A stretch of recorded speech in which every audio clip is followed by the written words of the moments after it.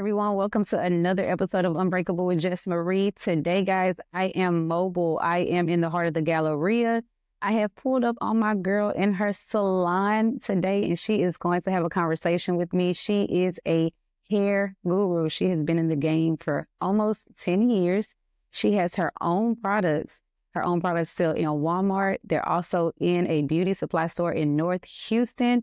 But guys, most importantly, she is a fierce woman of God. Facts. Miss Toya Kent. Hey, Toya. Hey, Jess. Hey, girl. So we met through someone mutual and began to follow each other on social media. Right. And what has drawn me to you the most is that no matter as big as your following is, no matter what you're doing, you are so vocal about your walk with the Lord. Yeah, I am. So that is great to see. And that's what this podcast is all about, because you weren't always walking with the Lord. Absolutely not. So, but this is where you are now. So give us a little bit about what is it that you do now? You have your own products. They're sold in Walmart. You have them in a store. So tell us a little bit about what you currently do right now. So currently I'm a salon owner here in the Galleria area, Studio Mink Salon. I'm a hairstylist. For about 8 years of that, I was a hair mentor, international hair distributor. So I was wholesaling hair from international to the U.S. Okay. On top of that, I also have a product line that I don't want to say that I created, but the Lord did give me a vision about it. And so we have Bundle Reviver, and it's a product that I have right now at Walmart. I'm very, very confident in where it's about to go and where the Lord is going to take it. Because this product line is unreal. The way it actually allows women to keep their hair extensions longer lasting than normal. Normally, women hair extensions, because I'm a hairstylist, they have hair products that they use on their hair, and it doesn't do anything for the hair. It may keep it temporarily. What I created was, well, when I say me, what was created was a formula that allows them to allow their hair to last 3 times longer. Because I understand that the African-American women, we spend a lot of money when it comes to beauty. And I realized how much women were spending on their hair extensions, which became an investment. And I was like, well, every investment needs insurance. So the product line is basically insurance to allow your investment to last longer. So you get your money's worth.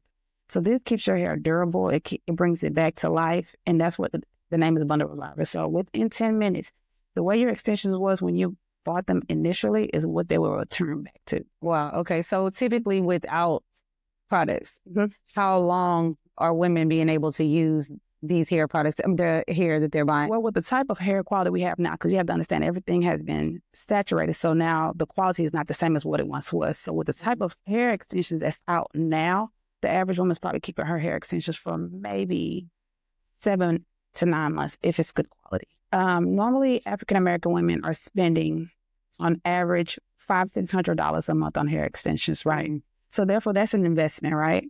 Because if you had a car, you have insurance on your car, right? That's not a car note, right? So I'm noticing that these women are spending money on this hair, and then they don't have no insurance for it, right? So the Lord gave me a vision to create Bundle Reviver. Okay. What Bundle Reviver does is that it penetrates the cuticles of your hair extensions and brings it back to life. So what overseas manufacturers are banking on is for your hair to be fried. They don't need you to have it long lasting, because then you don't come back. Yeah, they need you to come back to them. So what I did was I found what is needed to allow the hair strands and the cuticles to close. Okay. And so that's what Bundle Reviver does. Bundle Reviver actually penetrates the cuticles of hair strands, and it brings it right back to life. So normally hair extensions will last you probably about 7 to 9 months with the quality that's being distributed now to the U.S. But with Bundle Reviver, guarantee you can keep it for 2 to 3 years. Wow. Wow. That's big money that you're saving for sure. Yes, it is. Okay. And these products are in Walmart. You've made over $1 million in sales. Yes, it's online at Walmart. Online at Walmart. Okay. So again, you weren't always here, Toya. You've been in the hair industry for about 10 years. What led you into the hair industry? I've always had a passion for hair since I was 4 years old, but to actually make it a part of my livelihood was when I went to church. Okay. I had just stepped off of the pole. I used to be a stripper, and I was a stripper for 10 years. Okay. And I didn't know what to do. I just know I didn't want to be on the pole. And so I went to church, and shout out to Pastor Berkeley, David Berkeley, Fellowship of Faith. That's the first church and pastor that actually made me feel like God is the homie. He had a sermon, and it was basically talking about gifts that we have, and we all have natural gifts that the Lord has given us. And he said that's how we prosper, is we use those gifts. So I went home that Sunday and I was like, Lord, I don't know what natural gift I have. Like, what do I have naturally that I'm just good at? I could wake up and do it. And it was hair. I naturally know how to do hair because I love to style my hair. That's one thing about me. When I was a dancer, everybody would compliment me on is how my hair would be so flawless.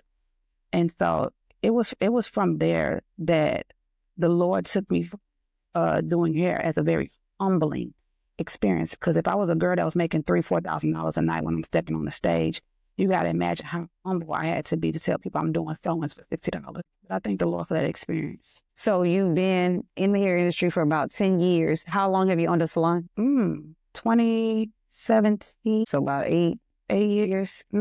So we're going to go back, Toya. Okay. You mentioned that you were, a stripper before. No one grows up and wants to be that, right? Or they don't envision themselves being that, right? Right. But you had a troubled time coming up. Yeah, very shaping. Just tell me a little bit about that, as much as you would like to share, as far as what guided you to the path of thinking that was the only choice that you had.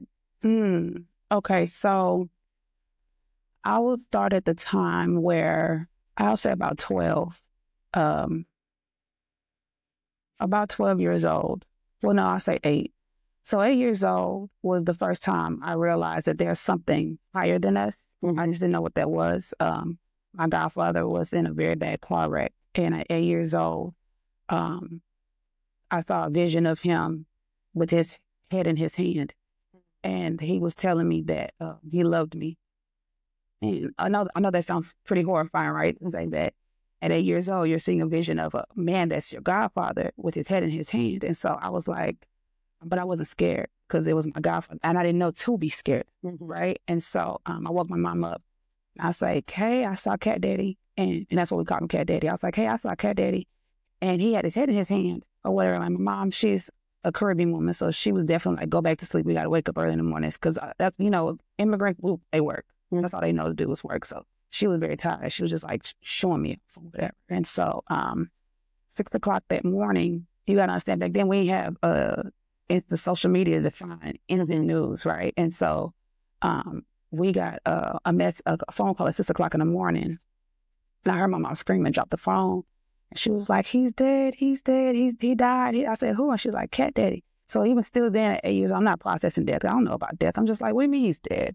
Like, I'm thinking, okay, maybe he's going to come back in a few months or something. Like, what do you mean he's dead? So, at that time, we had a newspaper called the Baytown Sun. So it takes about 24 hours for things to, hit the newspaper to be, spread to everybody or whatever. And sure enough, in the newspaper, it said that he was in a car accident, head-on-head collision with another car, and his head was decapitated.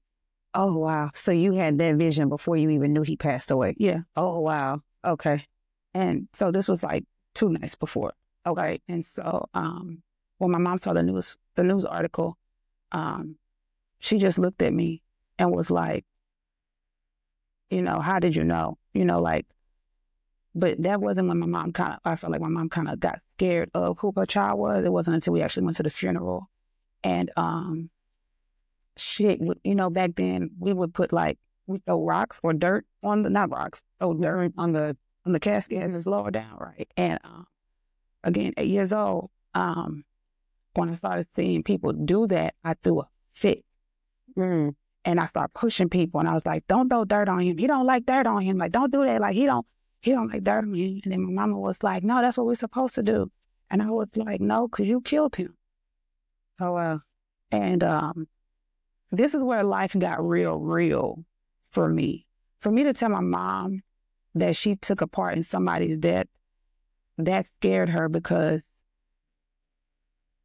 she didn't know about me overhearing a phone conversation. Okay. And I think that scared her that I knew that. So from then, I think my mom just always kept a distance from me. So even at 8 years old, at that moment, I felt a complete distance. So from then, then my mom ended up having 2 other kids or whatever. And at 12 years old, I overheard my mother on the phone with CPS agent worker. And my mom wanted to go to Louisiana this weekend. And she didn't have anybody to watch us because nobody wanted to watch us for why she was going to Louisiana. Okay. And the neighbors kind of would talk to her because it's like, Toya's only 12 and she's watching these kids, 4-year-old, and a younger baby, like, you got her in the house all weekend while you go do your thing. Babysitting. Okay. And so, but I was very mature for my age. I understand how people on the outside looked at it. Mm-hmm. Because now that I'm an adult, I'm like 12 is young, but I wasn't your average 12-year-old. Mm-hmm. I was maintaining, helping my mom with bills and stuff. So, she got upset and called the agent, thinking that the agent would just come get us for a weekend. But that agent was like, no, your case has so much stuff piled on. I'm coming to get these kids for good. Right? And so I overhear my mom on the phone going off saying, you better come get them before I kill them, because she's thinking her strategy and her tactic is going to work so that she could be free for the weekend. Like, you got to remind you, these are the things I'm seeing. So I've been seeing things with my mother play out. I've been seeing how the enemy been working through my mother for things to happen so that I would like to say, stop the glory of God in my life. You know what I mean? So, mind you, everything that I'm saying about my mom, understanding I'm not saying my mom's a bad person, I'm just saying the enemy operates in the person. Mm-hmm. Because we've all allowed the enemy to play parts in it. So just know that. And so 12 years old, I'm gathering my sisters upstairs. I'm like, hey, we got to pack our stuff. We got to run to grandma. So we got to get out here because the police is on their way. Mm-hmm. So my little sister was like, what do you mean? What are you talking about? Again, she's young or whatever. And I'm like, just pack some clothes or pack something, come on, because we got to go. And so she's like, I don't want to leave our younger sister, which we have a baby sister. She was like, I don't want to leave her. I'm going to stay here with her. And I was just like, man, suit yourself, because I got to go. And sure enough, I ran over to one of the neighbors' house, and I'm looking out their window, and I'm seeing the police come with the agent, with a caseworker, and they haul off my little sisters and stuff. And my mom's putting on a big scene, so don't take my kids, don't, she's putting on a show, girl. Like, you really think these people come get her kids, that she didn't call them, but she called them. And wow. So, but at this point, she still thinks y'all are just going for a little bit. Yeah. At this point, she's thinking her strategy is going to work so she could have a kid-free weekend. Okay. Not knowing that it affected our lives in such a major way. Yeah. After that. Mm-hmm. And so, time went on. Like, they went and got my siblings. Time went on. Months went by. I had to hide her because I didn't want to be taken away. It got so bad to the point where the police was tapping my friend's phone to find out where I was for months. The incident had happened between me and my oldest sister at her place. I was staying with my oldest sister because at this time they couldn't find me. So my sister stepped in as a guardian. My oldest sister, she's 10 years older than me. She stepped in as my guardian. And an incident happened at her house. Now, remind you, she ain't too much older than me. If I'm 12, she's like 22 years old. Still young.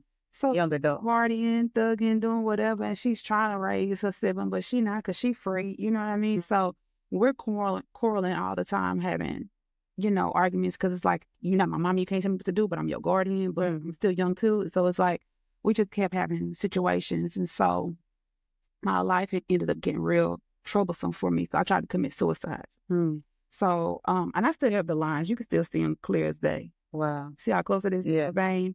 Yeah, I tried to commit suicide because I was like, this is too much pain that I'm dealing with. At 12. Yeah, it's like I'm trying to escape, but it's like I'm going in one situation to the next, and it's getting worse and worse. So I ended up trying to slip my arm, and she found me in her bathroom, with blood on the floor, so she had no choice but to call the police.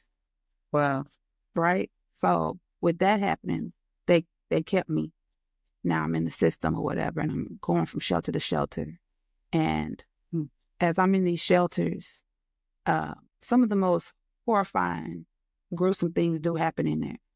Enough that people speak about, that they feel like, it only happens to one person. I'm telling you, it ain't, people ain't lying. Like, it really be what you think.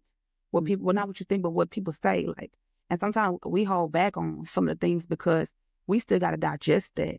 You know what I'm saying? To go back into our memory bank to talk about it. You know, right now I'm even getting choked up because it really be stuff that messes you up. Yeah. And so while I was there, this is what made me like really like say, forget all the adults and people in my life. I gotta figure this out because I can't put my trust in no other adult. Yeah. At this very moment, there was a girl there. She aged out, and aged out means once you turn 18, you know they gotta literally throw you out. Like they can't keep you no more, right? And if you've been there for majority of your life, you don't know where to go, what to do, especially if you're not from down here and you got put in the system. So she aged out, and 2 days later, she came back crawling, literally, because that's how much like strength she had in her body to even come back on the property, crawling back, her hair all over her head. Beautiful girl, but she had a lot of hair, but her hair was just all over her head. It was matted. She had scratches and bruises all over her. And she's crying. She said, please don't let me go back out there. Please don't let me go out there. Well, just in 48 hours, she got gang raped. She had semen all in her hair. That's why her hair was matted. She had scratches all over because she was fighting for her life. And so me seeing that at that very moment, and she was one of the toughest girls there, remind you. So, you know, you always got that tough, somebody going to be tough. Somebody going to be like a leader type, right? Yeah. She's one of the toughest girls there.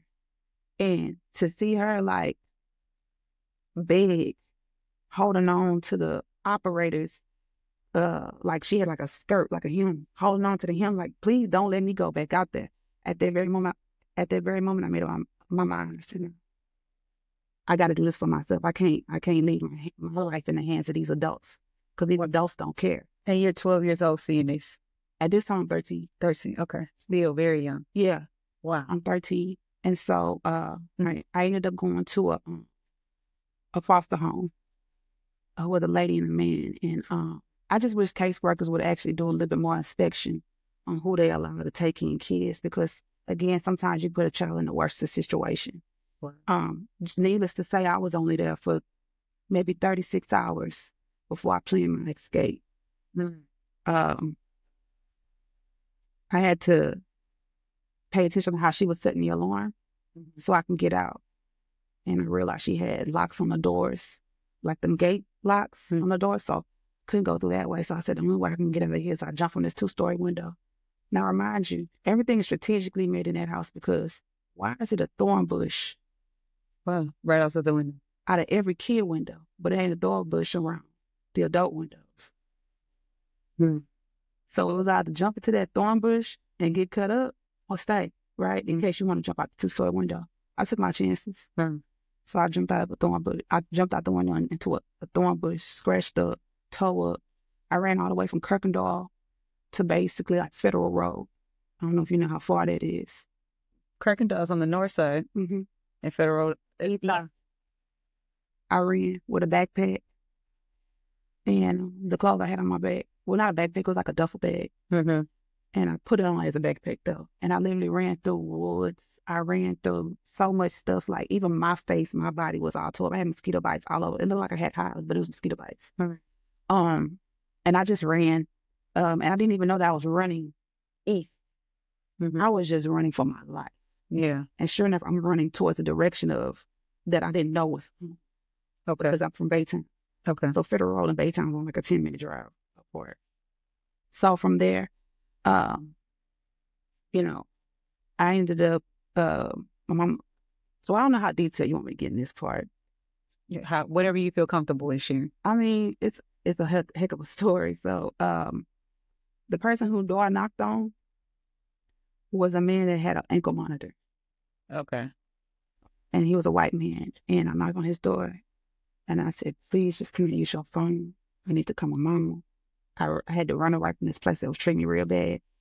And I looked at that man's face, and that man had to make a decision because he like, I'm in a situation where if I open this door to you, I don't know what could happen, you know?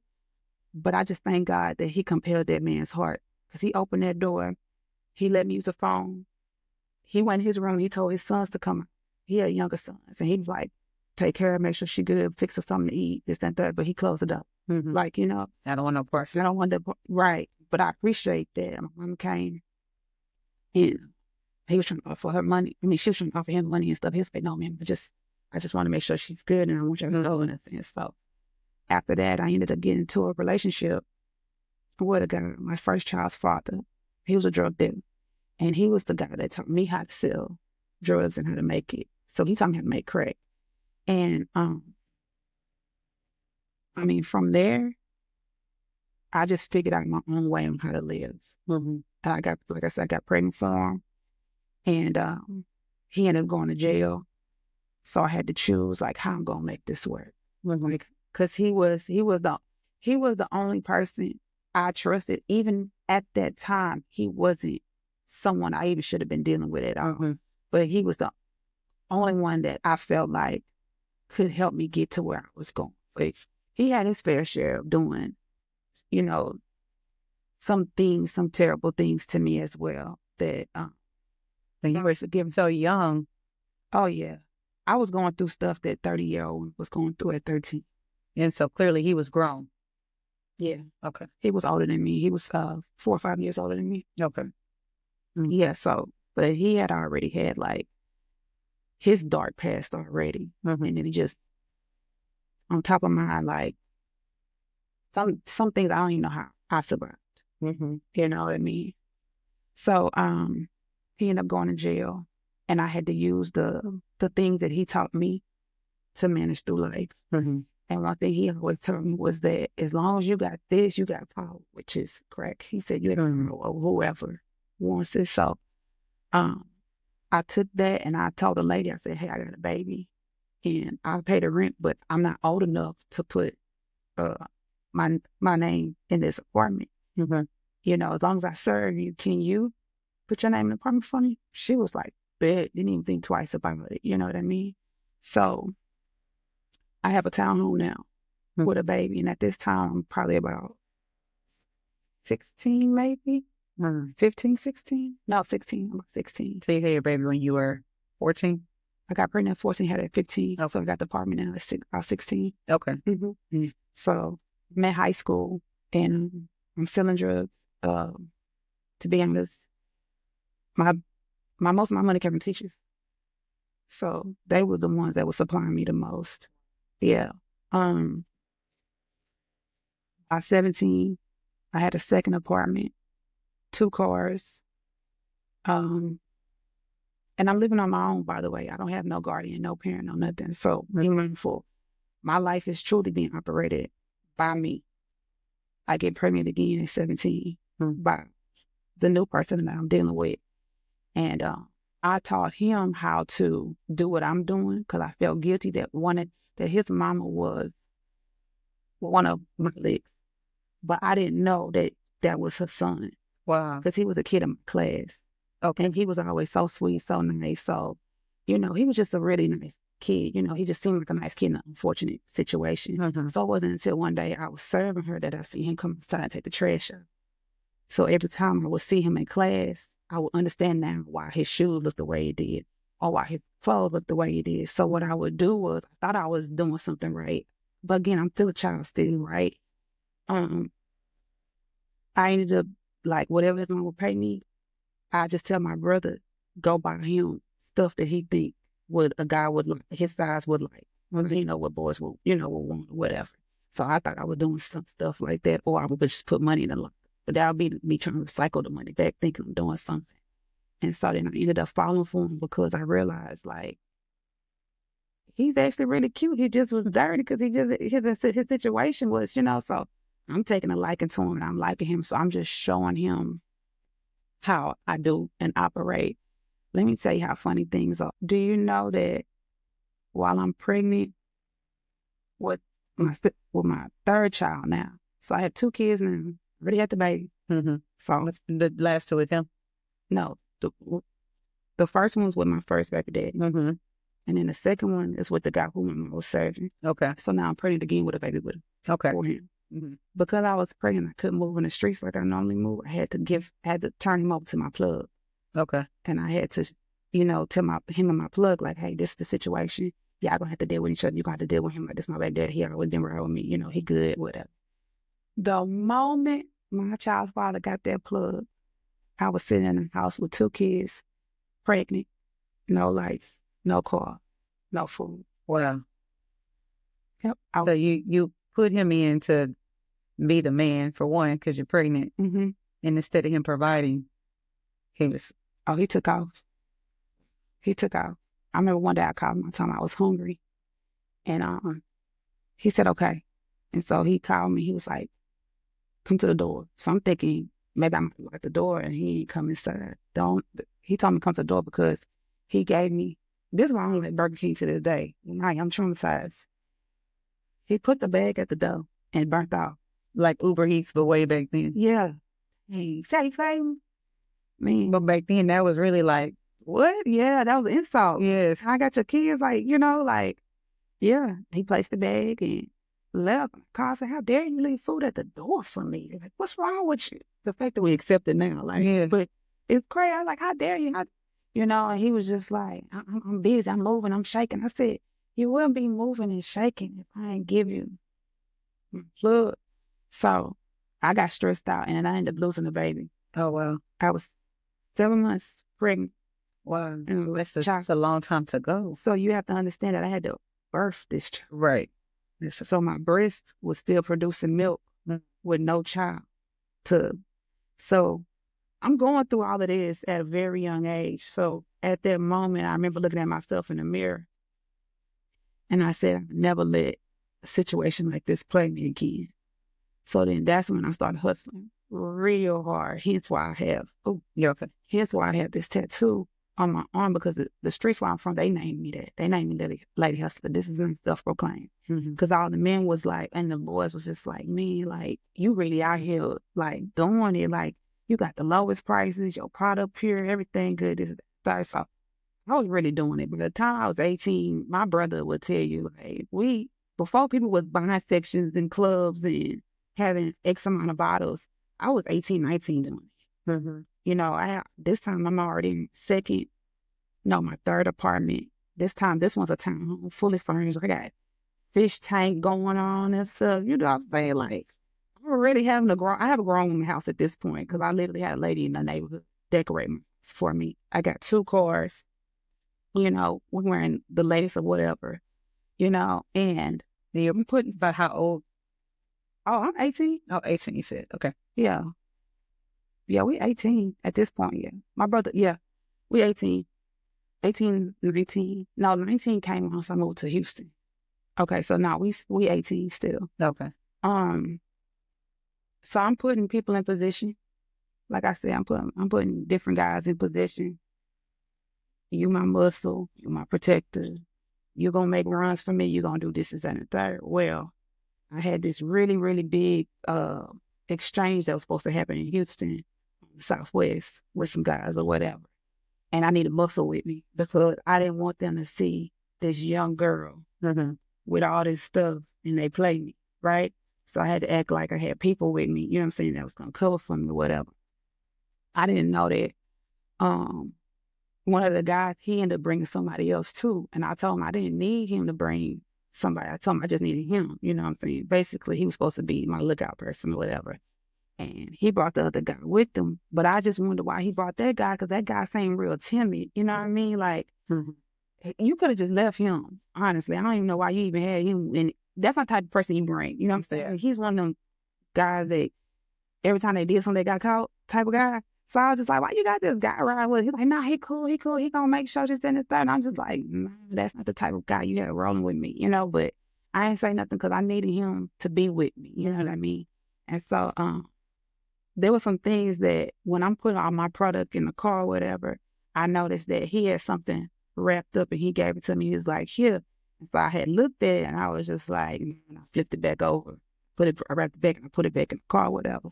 I didn't think why he was bringing it, but I was just more so like, I mean, I ain't in his business. I don't need him too much in mind. I just need to make sure this transaction goes. I can make him get his cut and I can go and do what I got to do.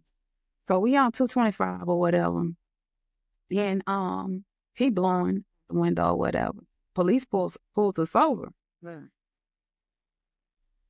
He ends up going into the police car immediately because he's smoking, right? And so the guy behind me, he was nervous. I could tell he was nervous. And I said, hey, you don't know me, okay? Because anytime I would get pulled over, I never get to lose my name. I always had an alias. I always had somebody's social security number, birthday that I knew by heart. And that's who I would go by, right? And so I kept telling him, like, you don't know me, right? And so he was like, all right, do you understand that the police pulled him out the car? They whatever talking to him or whatever. Police talked to me. They asked me who I am. I gave them the alias and it's skills. Right? They like, well, what young ID? Like, I don't keep no ID. I'm young. Like, I don't keep no ID left that on me. Because that always worked. Back then, that always worked or whatever. And so after probably like about 15 minutes, the police came to the car and he's like, get out, step out the car, step out the car. He was like, so I'm going to give you one chance, Latoya.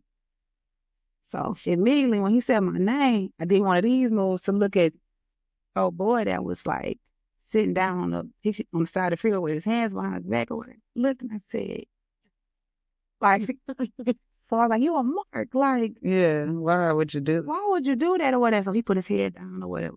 So anyway, we go to jail. At this point, I'm being threatened with 14, at the minimum, 14 years. And they like, he said, it's 3 things in that car, basically, that could split between all 3, whatever, right? And it was my product. It was $10,000 in counterfeit, which I didn't know about the $10,000 in counterfeit, by the way. $10,000 in counterfeit. And it was a pistol with a murder on it. All right. So do you know that as we sitting there in interrogation is real. So I'm gonna tell you, by the way, they will offer you a coke. Okay, first 40. They will offer you a coke and ask you if you want to smoke a cigarette. But at that time, I ain't smoking or coke wasn't into my liking. I'm always a tea girl. I'm not a big soda drinker, so I was just like, I don't need neither, or just give me some water, whatever. And so he was like, you say you don't know these guys, but yeah, y'all from the same area. And I was like, man, I was just riding with them because we about to do a threesome. Well, I'm telling the law. Okay, look, this is the easy way out. I don't know what they got going. To do a threesome with. I was just out there to a hotel with him. He's like, so why would y'all have to go towards Houston if y'all stay in Baytown to go? I said, I don't know. I'm just riding with them or whatever, right? And he said, that's funny. He said, you don't know their name? I said, I don't know their name. I call him Black and I call him Yellow Boy. I don't know their name because one was black and one was yellow, but I was smart enough. One thing that my baby daddy always taught me was if they ask you questions, they don't know nothing. Right? So the more he kept asking me questions, the more I kept thinking in my head, oh, he don't know nothing. Like he not on nothing. So I kept saying, this is Black, that's Yellow Boy. I don't know. He said, well, that's funny because this person has the same last name as your kid's father. And that's your kid, right? And so I was just like, wow. I said, that's a coincidence. I didn't even know. He was like, nah, they family got a long line history of, drug dealing or whatever. And I was just like, I don't know about that. I said, I don't know. So he was just like, well, I'm telling you right now, with this pistol charge, with this murder on this pistol, with the 10,000 counterfeit, and all this product that's in that car, he said, you looking at 14. He said, let me tell you something else. They all putting it on you, right?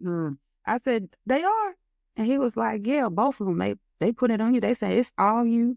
That they was headed to go hit a lick with you, with somebody on the Southwest or whatever. And so I was just like, man, that's crazy. That's all I kept saying. I was like, man, that's crazy that they saying it. That's crazy. And so he was just like, well, I just want to let you know, how old is your daughter right now? And so I gave him age. So he was like, man, you're not going to see them until they grown women. Well, what you about to have on you? So I was just like, I was stubborn. I was stubborn and I was very bold. And I was just like, well, if that's going to be that, then that's just going to be that. I was a real tough girl. So he was getting frustrated at me or whatever. He's like, so you mean to tell me that you've lowered yourself to be a prostitute? So I'm just in my mind, I'm like, well, what's on the table? Hell yeah, I'm a prostitute. Okay. Like, how long is that going to get? Like, look at who you talking to, but he don't know because he's looking at my age. Yeah. Right? So he don't know my experience on my journey through life. So I was like, yeah. That's exactly what I am. I was like, look, I already got 2 kids before 18. Like, yeah. So he was just like, all right. So he was like, since nobody want to talk, y'all about to go to the county now, right? Mm-hmm. So now we in the county. My mama's hysterical. She was like, just tell them what they need to know. Tell them what they need to know. And I'm just like, no, because I still got to go back out to the same streets. Mm-hmm. I'm not going to be labeled as no snitch. So, I'm still just going to move how I move, So she was just like, well, I'm about to come up there and come bring the kids. I said, don't you dare bring my kids to jail to come see me. You know what I'm saying? You keep my kids where they at. They ask where I'm at. Just tell them I'm at school. Yeah. Like don't tell them anything other than or whatever. And so I was in there for a few months, and I'm going back and forth to court or whatever. And finally, my mom gave me this lawyer, and the lawyer was like, "Be real with me, Mm-hmm. tell me what it really is or whatever." So I did. I was just like, "Well, this is mine, but them two other things ain't mine. If that's the case, I'll take my charge and what I did, but I'm not taking the charge for everybody else or whatever." So he said, so when I told him the story about how the guy had gave me what he had gave me wrapped up, which was the pistol, and he said, "Did you touch anything?" And so I was just like, I did. I didn't touch anything. He said, "Okay, well, they don't have no evidence that is you Unless you say it is. unless you say it is, right?" And so we go to court or whatever, and come to find out, Yellow Boy was an informant. So that's how. Yeah, I forgot to mention that part. Yeah. So the one that you said looked like he. Yeah, he was an informant. He was an informant. Wow. And so, old buddy bringing him on, not realizing, but that all came out in court, whatever. Right. Wow. Okay. Yeah. And just to wrap it up, ended up going to court. They looked at me and they was like, "She's a young girl. Ain't no way she got all of this stuff. Y'all was just trying to pin it on her, cause it just 2-time felon, 3-time felons. Of course, they was trying to look like they was trying to pin on a young girl or whatever. But word on the street was, I got that case dismissed, by the way. Okay. Okay, so it got dismissed. I walked out free. But the word on the street was, this how God was gonna protect me. I was gonna die that day. Just to be mindful, I was gonna die that day. The reason how I know is because when I got out, people was telling me how the guy that was driving, black, I'm gonna say black, how he was driving when the guy was driving, the counterfeit money in the pistol was to go rob the guys that I was gonna do the exchange with. So he was gonna play it off like an exchange that went bad. Okay, he was gonna take their supply and my supply. Well, my money, their money and my supply, basically. So he was, did I hit it again? It's okay. So he was gonna kill both. Wow. So I was supposed to die that day. And you're just young and don't know, just making money, arrogant, ego. And so he was the one that you asked to come with you. Yeah. Right. Okay. But he had it in his mind. Okay, I'm gonna take her product, have the fake money, take his money. Wow. Yep. Right. So that shook me up, and that's what led me into strip. Okay. I was still addicted to the money, right? But I didn't want to deal with the lifestyle because I saw how grimy the men was or whatever. And you gotta be mindful. I was never like, I always had a nice body, and you could probably say I was fast because I'm getting pregnant, but understand I'm getting pregnant by my boyfriends. I'm not like laying up with different guys getting pregnant. I'm in relationships, getting pregnant and having babies. But stripping wasn't something I ever wanted to do. I always looked at stripping as like a dumb girl sport. Like if you can't use your brain, use your body type of thing. But I saw how fast the money was and saw how easy it was to get it. And I ain't have to be on the block all day. And I ain't have to like worry about who gonna set me up, who gonna do this. Because in the midst of me hustling, I ain't mentioned I would get robbed. I would have to go rob niggas back. Like it was always a war. I was never like a girl that just sat there and let something happen to her. You know what I mean? So I saw how dangerous that was getting too, because I was not backing down. Like if I saw your mama's gonna get it. I was moving like that, So I saw how deadly that was becoming. And so I only did stripping, like I said, because the money was fast. And so I got into the stripping industry, and I started seeing like how you can really capitalize off this game. Mhm. But I'm not gonna make it seem like I was smart the whole time because this is a whole new territory that I gotta learn. Okay. So upon learning this territory, you gotta play dumb, Mhm. right? You gotta play dumb. Not necessarily get taken advantage of, but you gotta see what people are gonna lure you into to see like what's the outcome of you agreeing or disagreeing, right? Mhm. And so, um, So at this point, you're about 18, 19? this point I'm 19. Okay. At this point I'm 19. I'm on the Southwest. Um, and the Southwest took me fast. I ain't gonna front with you. Like I'm from Baytown, so it's a town. Mhm. Southwest is a city. Everything's moving a lot faster. People are a lot slicker.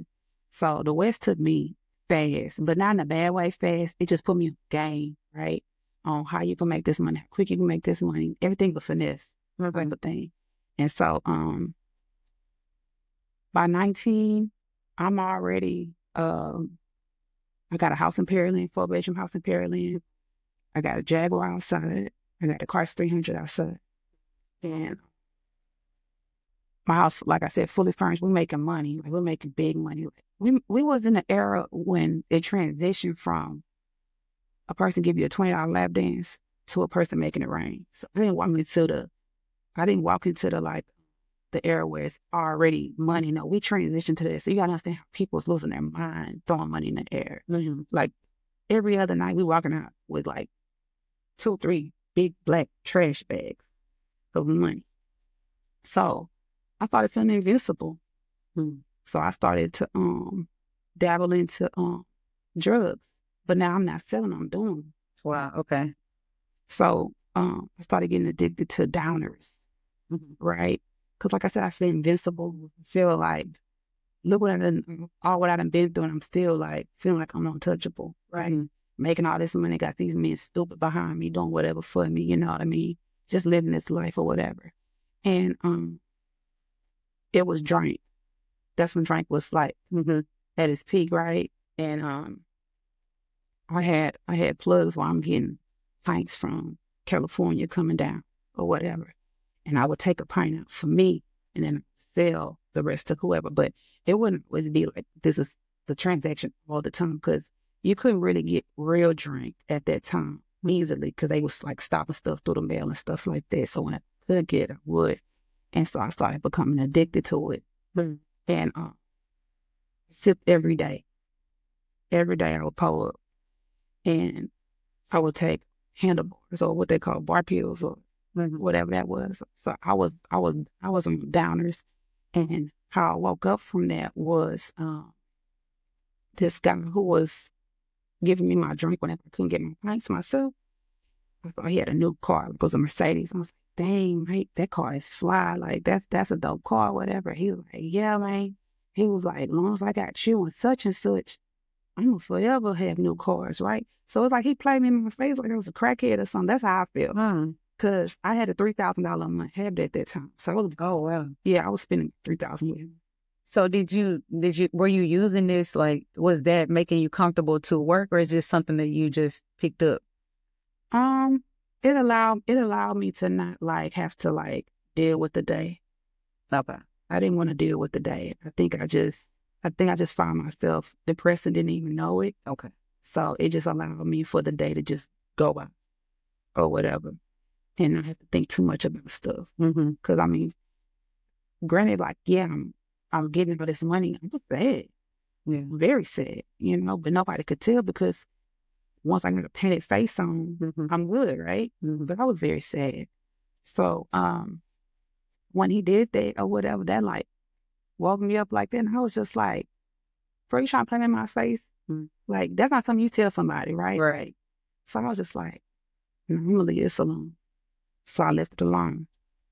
I ain't deal with like the pills either. I just left it alone because at that moment felt like if you bold enough to tell me that as long as you just serving me and one other person, you have more cars. That mean I'm crackhead status. Like that mean I'm addicted, and I didn't even realize it. Right? I'm just thinking because I got the money to fund it that Right. I'm not. But that's what showed me right there to my face that And it's not crack. yeah, You know what I mean? right. But it is the addiction was just as bad. Like Mhm. Just a different drug of choice. yeah, just a different drug of choice. So uh, I snapped out of that. I left that alone. So now I picked up a different habit, drinking, Okay. right? So now we're drinking. I'm I'm still 19, or I'm about to be 20. No, I'm 19 to be 20. And now I'm working at Harlem Night. Mm-hmm. And this was the Ozone. Remember the Ozone? Mm-hmm. When they used to have the Ozone back then? So this when all the rappers and stuff were coming out and people spending money. And I'm getting on stage or whatever, prime time. And they had so much money just being thrown. Like I said, we stepped into the era where they starting to throw money, right? So people just throwing money, having a ball or whatever. So much money that is stage. And we always had to have helpers, people that they don't actually work for the club, but they always there. Mm-hmm. But that's a way for them to kind of hustle and get some money by helping you pick up your money. So at that time we had like, Let me help you. yeah. So at that time we had like 7 or 8 trash bags full, split between 3 girls. Okay. Goodness. Yeah, that was a lot of money. Mm. And we go into the back. They got our bags and stuff, count our money out for us and stuff or whatever. And when the girls came back there, she was like, yes, whoever was on set stage was such and such and such and such. She's like, yeah, y'all need to give me my money. So all the girls were giving her the money for picking up the money off the floor. But me, being how I am, I was like, I ain't giving you no money. She was like, what you mean? I said, I ain't giving you no money. She's like, you gonna give me my money because I helped you. I said, you already helped yourself. I said, when you was picking that money up, you was stashing it. Mm-hmm. So whatever you took, that's what you get. I said, you think I ain't peeped that? And so all the other people was looking like they quiet, but I guess I didn't understand what the whispers was about. I don't know why people was like acting like they didn't want to say it out loud. Mm-hmm. But I didn't know who she was either, right? And so, what happened after that? She was just more so we was going like battling. We was, back and forth battling words or whatever. And I think this is when it got scary for her and for me. Mm-hmm. When people started instigating. So I didn't know who she was, but the dancers knew who I was. The dancers knew who she was, but I didn't know who she was, and she didn't really know who I was. Mm-hmm. So before it got scary, I want to say for her, the reason why is because we used to have like this alleyway in Harlem Night, and if you had a problem with somebody, y'all duke it out back there. Okay. So I'm 19, I'm duking out with grown women, and I'm laying them flat, and I'm picking them up and saying, all right, let's go get this money, So we leaving it where it's at. So this is why I said it got scared, because I feel like the instigation, people saying, oh, I got my money on sin. Because go figure that was my dance name, sin. Mm-hmm. They were like, I got my money on sin. I got my money on sin. And I'm watching how she looking like, they have to fight her then. It's too many people betting on her, right? Mm-hmm. And so They know something I don't know. they know something I don't know, right? And so I see that she see that.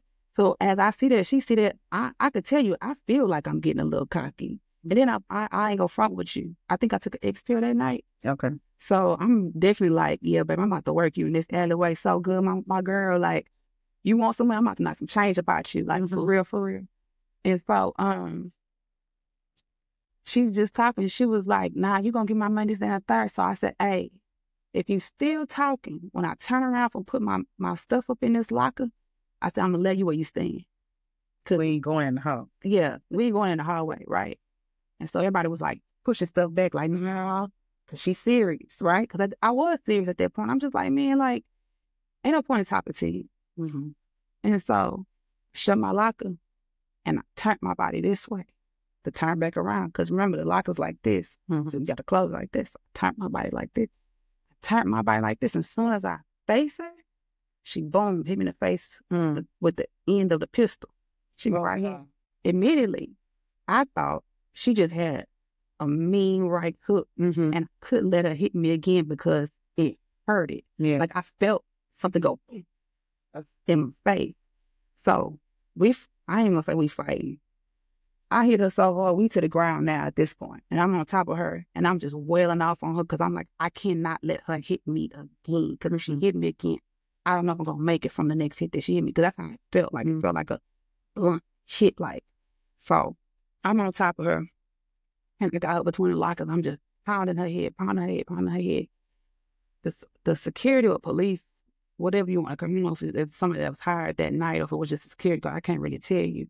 He came and grabbed me and hog-tied me and let her go. Right?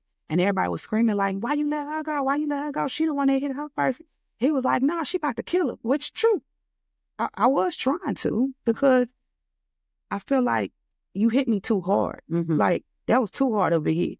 I didn't know that it was a pistol, though, at that time. Like I said, I thought it was just a fist or whatever. And so as he had me hogtied and my face is on the ground, I was like, hey, my face really hurt, y'all. Like, tell him to untie me for real, for real. My face really hurt. So some of the dancers that was there, they was like, no, let her go, untie her, look at her face, look at her face. But as they saying, look at my face, now I'm getting scared. Like, what you mean, look at my face? You know what I mean? So he looks at my face and he unties me or whatever. And he's like, I'm sorry, I had to let her go. I felt like you was going to kill her or something. The way you was hitting on her, I felt like you was going to kill her. And I was like, man, nigga, move, you know? So I go look at the mirror. When I tell you my face was like out here. I had blood coming out my eyeballs. I had blood coming from my nose. I had blood, no, not from my mouth, from my nose. I had a big gash right here. Blood just coming out. And it was coming out so much that you see this tablecloth? We had the circle tables in the dressing room, white ones. People grabbed 2 of those to soak my face up. To the point they were like, take her to the hospital now. She got to go to the hospital.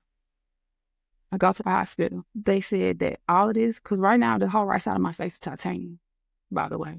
From here, on the, all right here, it's titanium. Right? The doctor said that he took me to Bentall, and the doctor said, I've been a surgeon for 30 years. He said, I've never seen a case like this. And you know, Bentall, that's where the trauma things, like people have real trauma situations go. He said, I ain't never seen a case like this. He said, your eye doesn't even have anything to sit on. Oh my goodness. So as he said that, time went by until it was time for me to get my surgery, came all the way down here. I was looking like Quasimodo. This was like so for real. My eye came looking like Quasimodo, and it was just swollen, and it would swell at any given point, right?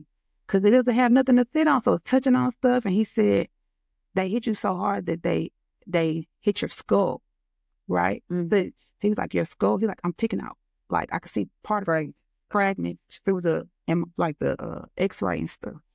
And so it came time for me to like go get surgery on my face.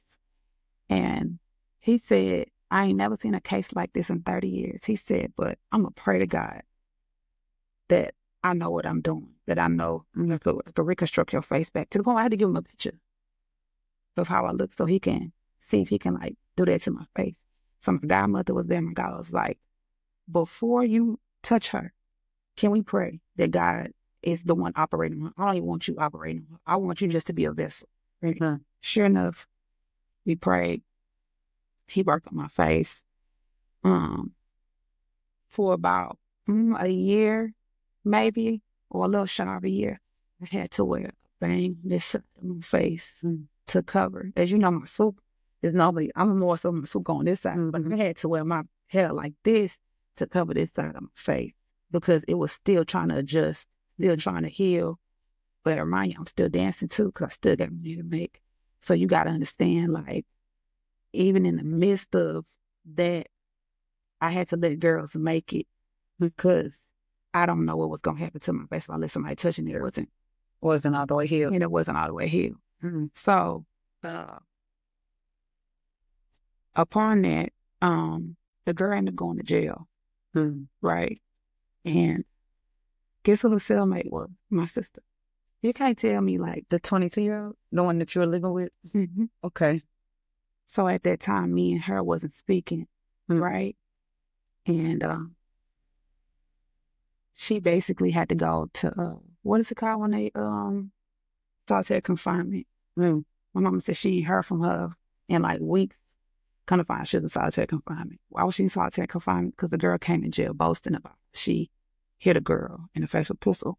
And my sister said she didn't think nothing of it because she was just like, everybody in here for something crazy, you know what I mean?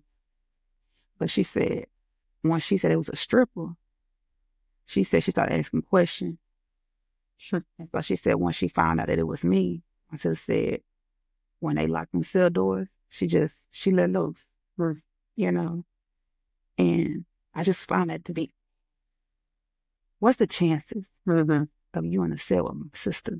And a sister that feels so much guilt for doing me bad that she feels like she has to redeem herself by touching you. You get what I'm saying? So time went on, or whatever. Face got healed or whatever. As you can see now, when I smile, I have a dimple. You know, for that was the Lord letting me know that He has His thumbprint on me. You know what I mean? Like He still got His hands on me, right?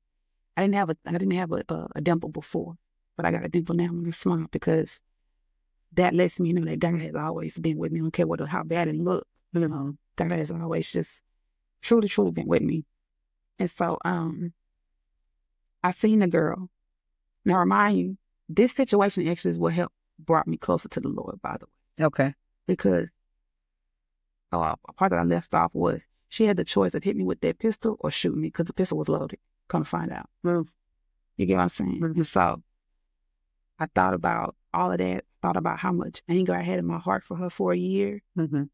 You know, thought about the money that I had to pay people to do stuff for me. Money that you lost, that you're losing, healing? Yeah. Well, it wasn't that much money, you know, because I always had money saved. Plus the club made sure they paid me because they didn't make it soon. Okay. So that makes sense. Yeah. So but I'm just talking about the money that I had to spend, pay people for revenge. Oh, that's what I'm speaking of. Okay, I got you. You know what I'm saying? Now I got you. Yeah, I saw how dark it was turning me. I saw how bad things was happening because before she went to jail, you know, things did happen to her, right? Because I made sure of that, but it still wasn't satisfying to me because I felt like I could still look at myself and be disgusted with how my face was looking. You know what I mean? Like it turned me to a very dark person. So that's why I had to like come to the Lord because I was like, God, this ain't me. Like I'm really like, I don't even know who I am. I look at myself when I was looking at myself in the mirror at that time, I didn't know who I was. Like I didn't know who I was. And I felt like God like left me. But He did though, because right after that I went to jail every month for a year for something that I know the police could have let me go for, but I didn't. Like I just kept going to jail. Got robbed. The dude I was talking to didn't even know that he was down low. Ended up raping one of my homeboys. Right. Things got bad. Things got bad, like real bad. I don't think people understand like to live outside of God's covering. It's I understand now when who was it, Cain or Abel, when he was like, don't send me out there, they're gonna kill me. Cain, yeah. Sometimes I get confused. I think it's Cain killed Abel. And he said and then he told nobody could touch him. And then the Lord said nobody can touch him. Yeah. Right. So for me, I felt like that. Okay. Before I ever read that story, by the way, it wasn't until after I got my life closer to God that I read the story and I was like, I understand what He meant when He said that, because that's truly what my life had happened. Like anything that you could probably think of besides right was happening to me. You know what I mean? And so I had went to God and I was like, God, like whatever I got to do to get back underneath your grace, just tell me. I don't even know how to pray to you. I'm just talking at this point. I'm like, just help me because I'm really lost out here and I don't know what to do. And the Lord said, you got to go forgive her. Right? And I was like, Lord, I do anything but that. You know, I do anything but that, because that one right there, I'm not even done with that one. You know what I'm saying? Like, that's how I was talking, God. Like, I'm not even done with that one. He said, well, then you're going to continue doing, dealing with what you're dealing with. Ironic. I saw her in the strip club. This is like years went by. Saw her in the strip club. And immediately, I ain't gonna lie to you. You know, you always got to keep somebody in your back pocket. I was about to make the phone call. Like, I picked up the phone to make the phone call. I was like, hey, I need you to go handle whoop-de-whoop over whoop-de-whoop, right? And the Lord said, and surely you're going to die. Oh, man. Right? I don't know if he meant right at that moment, but I know basically in the sense of saying, whatever you do to her, it's going to happen to you. And so I was just like, Frustrated. man, I was just like, man, because I was like, don't nobody ever play with me. I don't let people on the streets play with me. Like, I even have grown men that would tuck their tail where I'm from. The way I used to move wouldn't play with me. You get what I'm saying? Now I'm in a whole different territory, a whole different city. I feel like people feel like they could play with me because they don't know me. So I have to show them. I have to show them who I am. Like, if I'm frustrated, I'm mad. And I had to let that night go. I feel like a punk. I feel like a peon. Like, because I was like, that's not me. So probably like about 6, 7 months went by. Go to the strip club. Now this time I'm there like throwing money. And I see her with somebody. And I kid you not. See, the first time she didn't see me though. Okay. The other strip club. But this time she seen me. Eyes got big, right? And I'm walking up to her. And so she's pulling back like this with the person. And she pulling them back like this. I was like, hey, I ain't coming on no beat. You know what I'm saying? I said, honestly, I got to forgive you. I said, my life has not been well since the incident happened, since I did what I had to do, you know, my revenge work on you. Like I said, and I'm sorry. I'm sorry, you know, for whatever I've done to you. You know what I mean? And she was like, no, Toy, let me explain. I'm sorry. I'm so sorry. She said, I lost my kids. Like I have to sleep on whoever let, you know, open their house to me. She was like, things ain't been going right for me either. She's like, I'm telling you, I feel like the devil is riding me. Like the devil's on my back. This, that, and the third. And she was like, I could have squared up with you. I could have fought you. You know what I'm saying? She was like, but couldn't take another loss because she said the guy that she was dating, he knocked all her teeth out. She said that's why she had no teeth in the front. She said that he used to beat her so bad that he would make that she would have to run to climb into a tree just to like escape him. And sometimes she'll fall asleep in that tree. So you see like how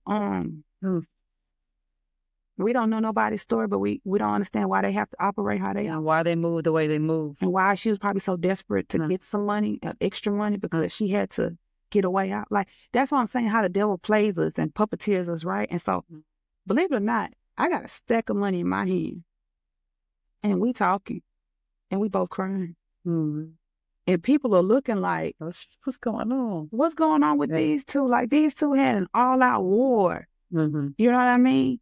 And we just crying. And she was like, I forgive you. And I was like, I forgive you too. 6 months later, that girl died in jail with a bullet wound, from a bullet wound. I think it was on her leg. And I just thank the Lord that I told her I forgave her before she died. I did. And that's when I started having people like Mary J. Blige, Tyson Beckford, Lil Wayne, T.I., Rick Ross, Plies. I mean, you name it. Like they was coming to the club asking for me. And so I'm in these videos too as well, right? And so at this time, I'm in the public eye with Drake. And all that talk of me saying I was going to be some people like, you really said it. And in my mind, I'm like, it ain't nothing that's like wishful thinking. I really studied on how to really like win in this game.